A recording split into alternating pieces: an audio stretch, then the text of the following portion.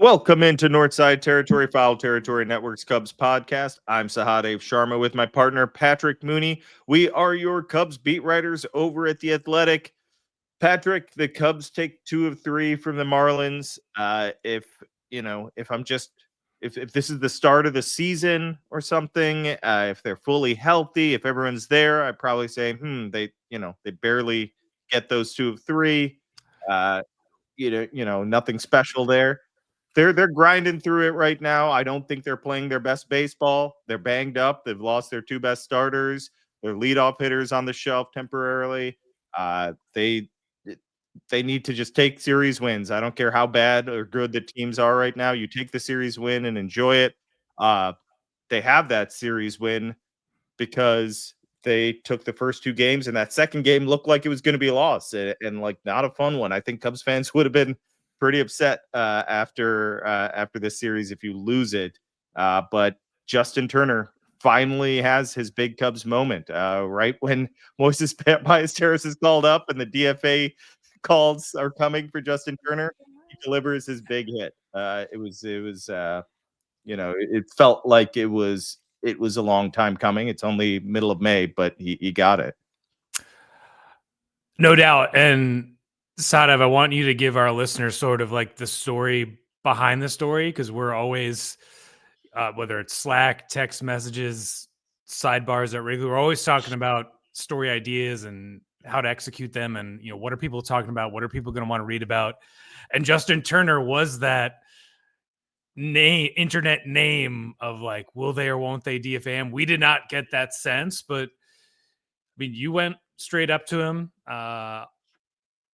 during Tuesday's pregame media availability in the clubhouse, go up to his locker. What was sort of the vibes he was projecting? We read the story after, the, walk-off hero moment, but how is he sort of processing this slow start and trying to get out of it? Yeah, so I mean, you know what it's like being in a clubhouse, being around slumping guys. It can be hit or miss depending on how much they want to talk, whether they want to talk, whether they avoid you. I don't know Justin Turner well. We've known him since February, right? We just haven't spent a lot of time with him, but he's never come across as someone that's difficult to approach. So I went right up to him, no hesitation from him. I let him know right away, this is what I want to talk about. And, you're struggling and I'm sure you're not used to this and happy about it, but just want to go through your process and how it's working, how you're trying to get to your best self. He's doing all the things that you'd expect to hear, working in the cages, breaking down mechanics. It's surely something that is impossible for us to fully to see. At least it's mostly a timing thing, and he said exactly what counsel told us a few days before, which was he's missing the pitches. He should be moving forward. Pretty much every position player you talk to is going to say this. If you foul off that pitch center, you are not going to see another good pitch that at bat. You have to do damage on those mistake pitches, quote unquote, right? So I think that's how hitters look at it. I think that's how Justin Turner was looking at it. I also pointed out that, hey, Justin, I see you around this clubhouse. We've watched players struggle. We've seen them mope. We've seen them not interact with their teammates. That isn't what Justin Turner is doing, especially someone with his success, especially with someone with his, career earnings and all those things. He is not taking this as I am having a terrible stretch. I'm keeping to myself and, sitting, staring at my phone or not talking to the media, whatever it is, or not interacting with my teammates. He's searching for ways to help this team, whether it's on the field or off. I appreciate that. And I also just appreciate that he's got a big smile on his face. Some people may read that the other way. Yeah, I guess so. Yeah. I assume there are fans that don't like that. If someone is struggling, they should be mopey. I think it's so important, especially in baseball.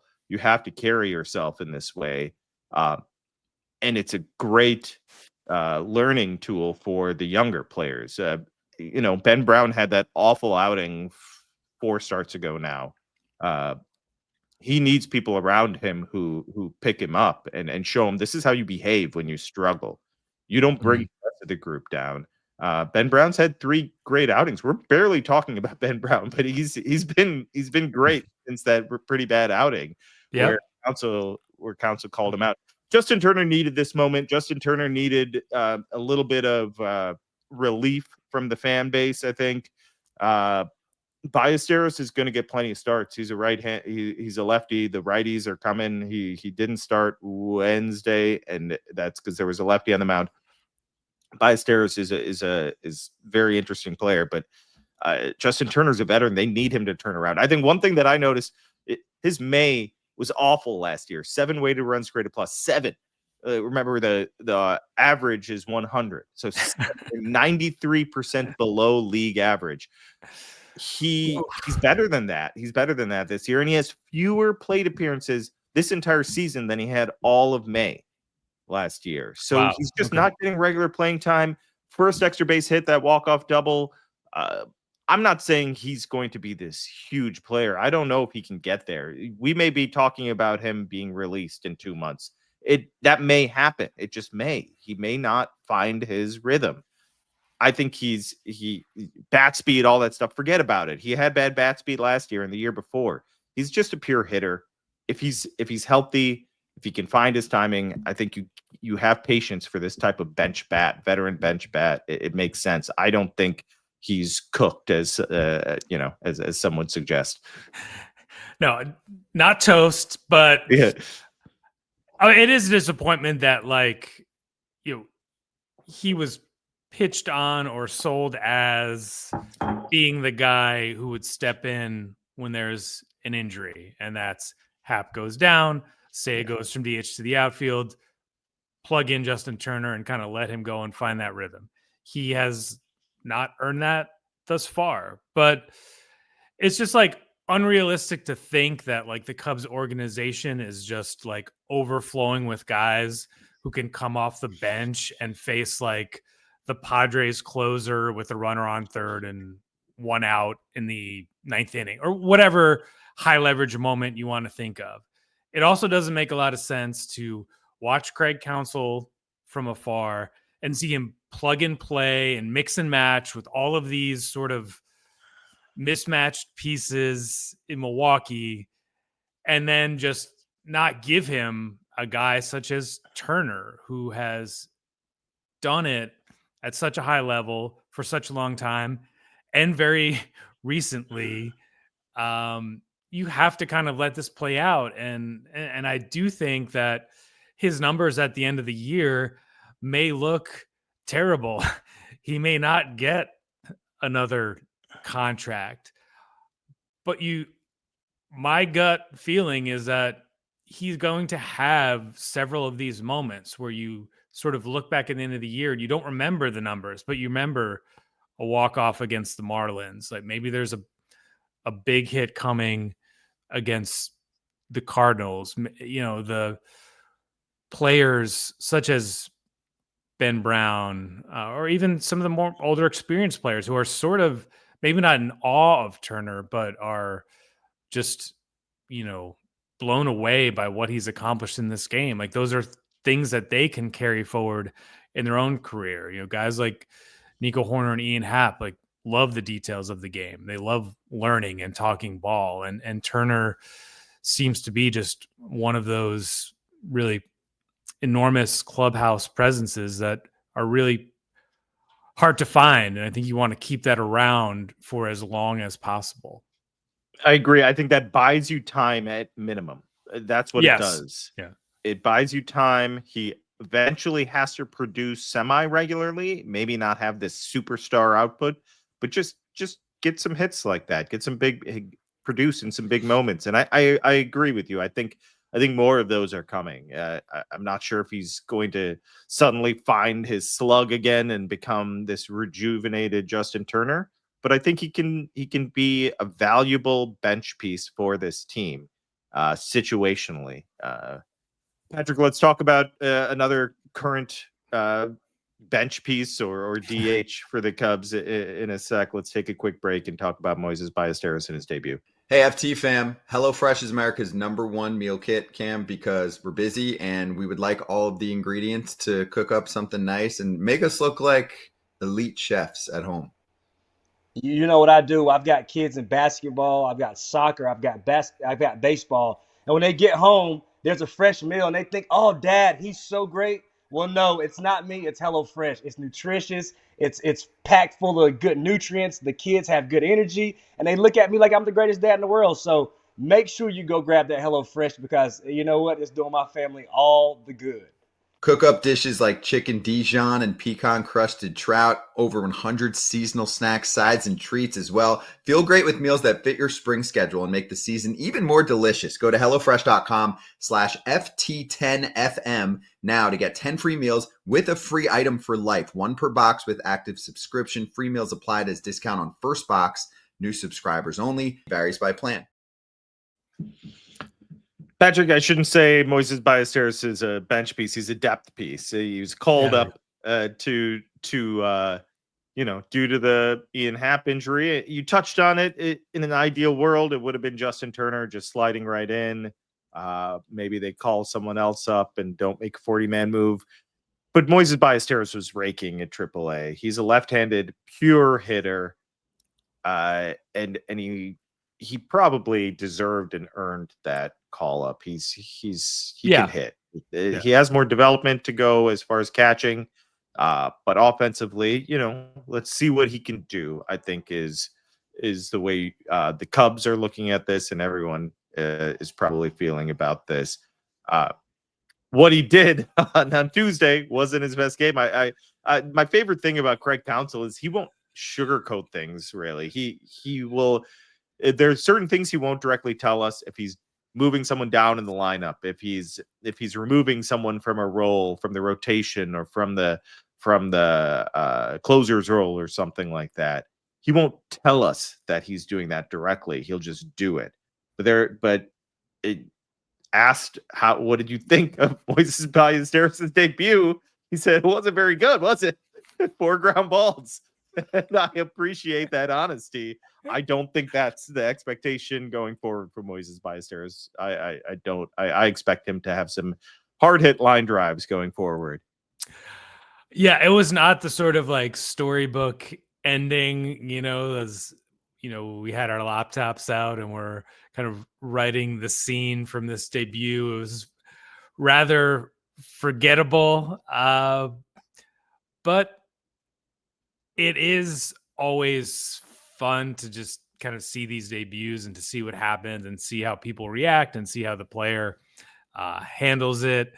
I counted 7 cameras, including the Cubs productions team, shooting his pregame media session, which he answered questions in Spanish and English, which I thought was interesting and impressive that, he has made a point to communicate with American teammates on and off the field, knowing that's going to be a big part of his development as a catcher. We'll see if he catches a single pitch during this, audition. It sounds like it's only going to be a week, although in general, the Cubs are usually more optimistic about these timelines. Ian Happ saying, minimal time, Counsell saying minimal time on the IL. It usually drags out a little longer with oblique injuries, but yeah, I mean, this is what the Cubs did in 2015, 2016, 2017, just being able to roll out a top 100 prospect, give the team a little bit of a jolt, see what you got.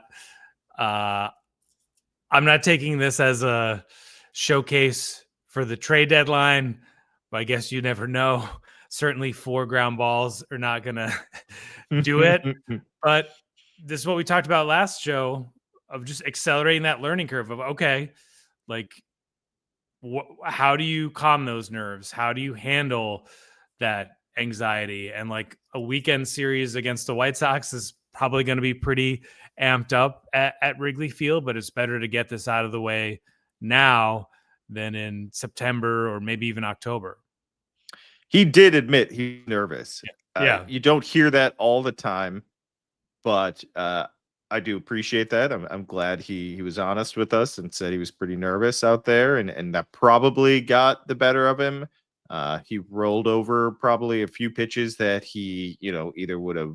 I think a few of those were off the plate away, and that's not to say he shouldn't have swung at those, but he knows what to do with those. Like he can poke those as line drives, or not even poke them. He can hit them hard the other way. He knows how to drive the ball. He knows how to. If there's any criticism about him, it's probably that he doesn't offensively. I mean, it's probably that he doesn't pull the ball in the air often enough. I think some scouts have pointed that out to me, but he has that ability. He has tremendous hitting ability. You're right. Wrigley is a place right now with a lot of energy. Again, it happened on a Tuesday night. This was the second insane Tuesday night where they're, 38,000 this past Tuesday, where it just felt like it was a playoff atmosphere. It's supposed to be a beautiful weekend this weekend in Chicago. This may be like the start of summer. I don't think school has ended for any of the kids yet, so we're not quite there yet. But it is a weekend. It's the White Sox. I know the White Sox stink, but it's still a rivalry. I think the White Sox fans will show up. If they even win one, they're going to be talking smack, and enjoy it, have fun with it. But it's going to be another moment for Ballesteros where he has to kind of process it and make sure he can handle those emotions, and he needs to produce, because he kind of has to understand that this is to stick around right now. He has to produce whenever Ian Happ comes back. I mean, just think where this guy was on Monday. He's playing MLB The Show. His parents had just arrived from Venezuela, thinking they're going to see him play in Des Moines all week. And Marty Peavy, the longtime Iowa manager, informs him that he's going to the actual show.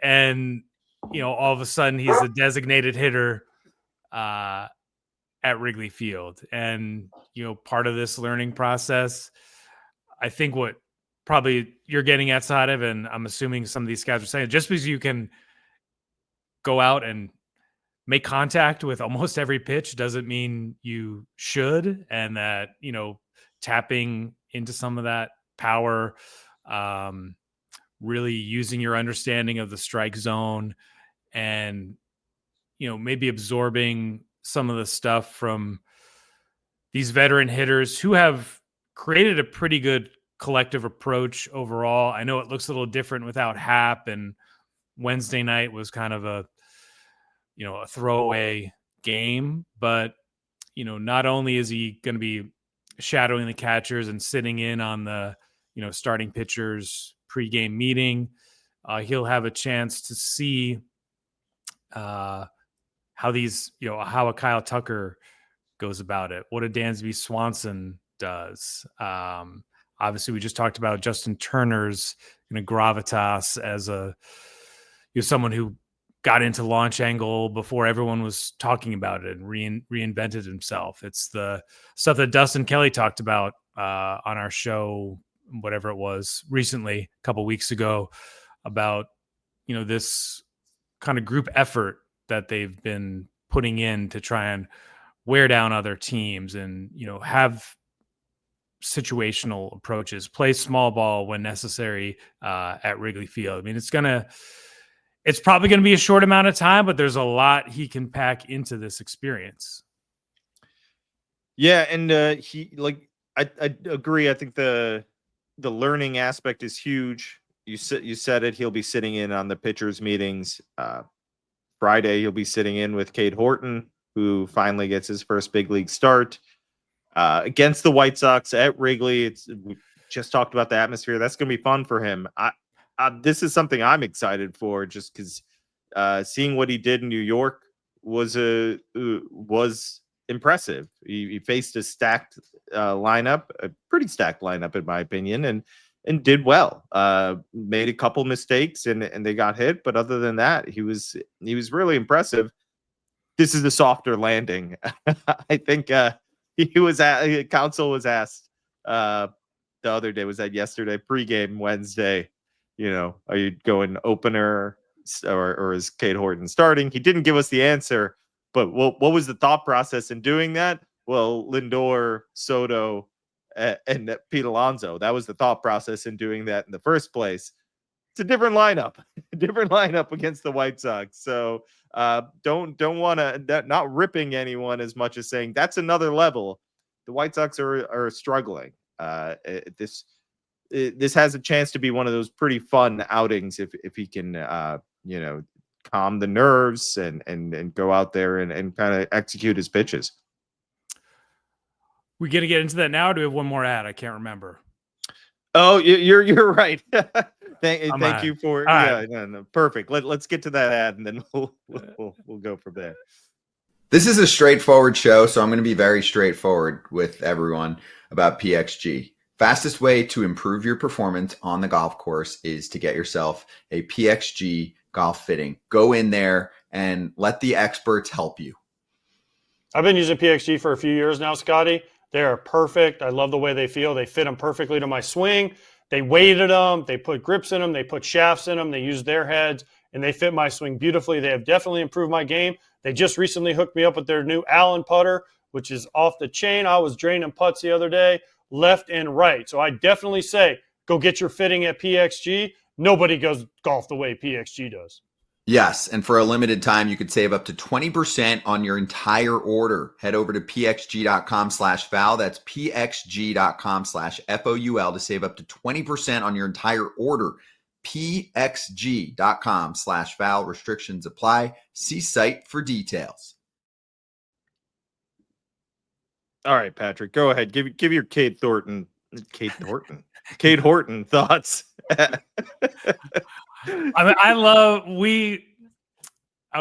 had dinner with our buddy Jesse Rogers via ESPN the other night, and we were right around Wrigley and just seeing the people coming in, and we're sort of talking about the team. And and you wrote it a couple weeks ago of like Wrigley Field is rocking again. We had a show about that, and that energy is still there. You know what I mean? It's just one of those, like, it's going to be one of those seasons. Like it's early, but it's not too soon to say that. And Horton being introduced as kind of a new character is going to be fun to watch. We've got, two teams trying to claim the Pope as their own. You're right about the White Sox fans coming out and sort of circling this series and bringing a great energy for that. Got some nice crossover, between, Will Venable, Jed Hoyer, Chris Getz. But yeah, I mean, Cade Horton, let's see what you got. I mean, he acquitted himself very well in New York. Want to see it at Wrigley Field, want to see it without a Council opener kind of getting in the way of our stories. And like the thing with Horton, right, has been he's got great stuff. He's got great athleticism. It's about kind of just going out there and doing it repeatedly. And I'm just kind of curious how this past week has gone for him to kind of become part of, kind of the team's culture, the game planning system. And like, yeah, the White Sox aren't very good. So like go out there and kind of shove. Yeah, I'm looking at the weather right now. Really hot tomorrow in Chicago. Really hot. Mid-80s. Supposed to hit the mid-80s. Cools down to the 60s Saturday and Sunday, but I don't know what the wind's going to be doing. When I see 80s, I assume blowing out. It's also been weird in recent years. So I don't know what it'll be doing. It was blowing in again yesterday, correct? I left before the game started to go watch my son, so I didn't see that, but I believe it was blowing in, at least according to the box score. That's three in a row blowing in. This is it's getting a little crazy how much it blows in. Maybe that's what Cade Horton needs. Maybe he doesn't care. Maybe he's just a bat misser, and we're going to see something special. So I enjoy this. The way I think strikeouts by pitchers are fun. The Cubs haven't had a lot of those guys in recent years. Ben Brown is starting to look like one of those guys. And if Cade Horton is as well, I think we just talked about making decisions with Moises Ballesteros. You want Cade Horton to force his way into this rotation and say, I'm here to stay. You hope Shota Imanaga comes back as soon as possible and that Cade Horton is not going anywhere. That's what you want. That's what Cubs fans want. That's what the Cubs want. We'll see how this goes. I'm not predicting that. I don't know how stable it'll be for him, but he's got a stretch here of teams that he should be able to handle. That he should be, if he is ready for the big leagues, he should be able to at least give them quality innings against these teams coming up. And in an interesting way, the White Sox offered kind of this ray of hope with how they handled Garrett Crochet last year. There was weird stuff between the trade deadline and contract extensions and, the worst season ever. But as you pointed out, and we wrote in The Athletic, and we've talked about here, Garrett Crochet essentially had a wire-to-wire start. He was around 30 starts. It probably gave him some pauses or some rests or whatever the case was. But you go to the Baseball Reference page, it is a robust season, and he had an enormous innings jump. But that's, like we say, is not how the Cubs measure it strictly. So if Horton can kind of establish himself, get on a little bit of a roll, fills some of the void when, two top of the rotation starters are down. I mean, it would be just a huge organizational win, and something that will give this team staying power. I mean, Ian Happ said it Wednesday this is what Jed Hoyer and Carter Hawkins have built. And every team needs those impact guys to come up from the minors and produce at the major league level. And we'll see if Horton can force the issue. It seems like the Cubs are probably going to be a little more open-minded about that rather than Ballesteros, just because I think they want him playing every day. I think they're not going to give up on catching, the idea of him catching just yet. So once again, everything is sort of in front of Cade Horton. Yeah, and if innings is in the slightest bit of a concern, Craig Counsell's really good at managing that. He's great at that. I mean, most teams are capable of doing this. They can draw plans. They can find ways to get guys extra days. Use the All-Star break as a way to push things out, spread things out. And just whether it's 5-10 innings to reduce over the course of a season, maybe that's valuable and maybe that's easy to do. You look for, you're up 8-1, just pull them after 5. You have a healthy Chris Flexen and a fresh Chris Flexen in there, just throw him out there for 34 innings if possible, right? You look for these situations and try and make it work. All right, Patrick, 3 against the White Sox. The Cubs, I know fans want to sweep, and I'm sure that's what the ultimate goal is. You take series wins right now. Try and get through, keep winning series, especially in this week stretch. Hope you sneak in some sweeps and keep going from there. And once it gets tough again, then you have this big enough lead, or you feel comfortable enough that you just battled through the tough moments. We'll see how they do against the White Sox. It should be a fun weekend at Wrigley. Hope to see some of you fans out there. Thanks so much for listening. This is Northside Territory, Foul Territory Network's Cubs podcast. Make sure to rate, review, and subscribe. Subscribe to the YouTube channel and subscribe to The Athletic, where Patrick and I are on top of all things Cubs. Thanks for listening, everyone. Take care.